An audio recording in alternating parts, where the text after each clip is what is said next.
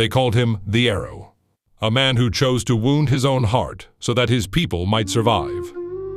The nightmare does not belong to me, but I live in its shadow all the same. The terrifying vision pursues my husband, Ouray, when the moon has fled and the world holds its cold, starless breath. It is always the same. He never cries out, for he is not a man given to expressions of pain. The Arrow and the Setting Sun, a fictional account of Ute Nation Chief Ouray, by Will Colt. I am aware of the encroachments, and I've written to Denver. The situation is complex. Complex. My people use a different word for it.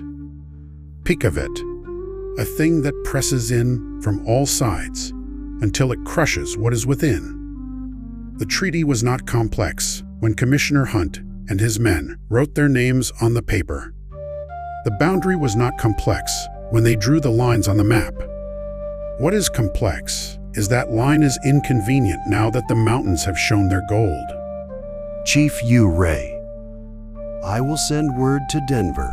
I will do everything within my authority. The river of men seeking gold runs strong. I can only build so many dams. The room held those words for a moment.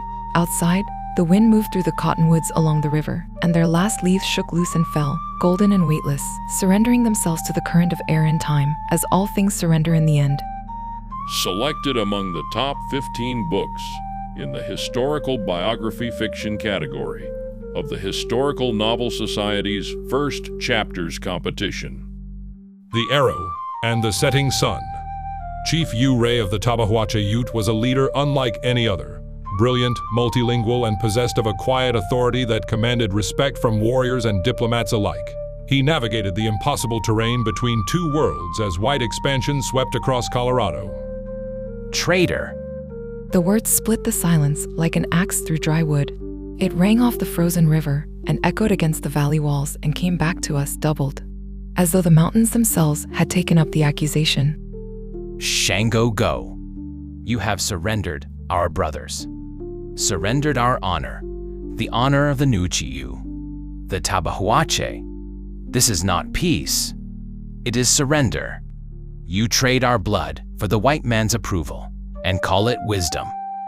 While the younger warriors sharpened their weapons, Ouray sharpened his words, believing that war against the United States Army meant annihilation for the Nuchiu people. And Pate? Pate, who lies in the earth now because white men ambushed our hunting party. And Takawach, who carries their bullet in his shoulder still, who cannot draw a bow without crying out. Was that not punishment enough for Sapaya's raid? Blood was answered with blood. The account was settled. Not in their eyes. It will never be settled in their eyes, because they do not see us as people whose blood has weight. They see us as problems to be solved, obstacles to be removed. And that is why we cannot fight them, my husband. Not because we lack courage, not because our warriors are not fierce and brave, but because they are endless and we are few. Do you remember when they took our son? I remember. I thought I would die from the pain of it. I thought my heart would simply stop, because surely no heart could continue beating after such a loss. But it did beat. It beat the next day, and the day after that, and every day since. Because the pain of living, even living with such sorrow, was not so great as the alternative. There are women in this camp, Ouray, children, elders who cannot run, who cannot fight. If the soldiers come, it is they who will suffer first. The warriors will be furious. It is better to be angry than dead. The Arrow and the Setting Sun, by Will Colt. They called him the Arrow, a man who chose to wound his own heart so that his people might survive. Order your copy of this gripping drama today. Music by Universe Field from Pixabay.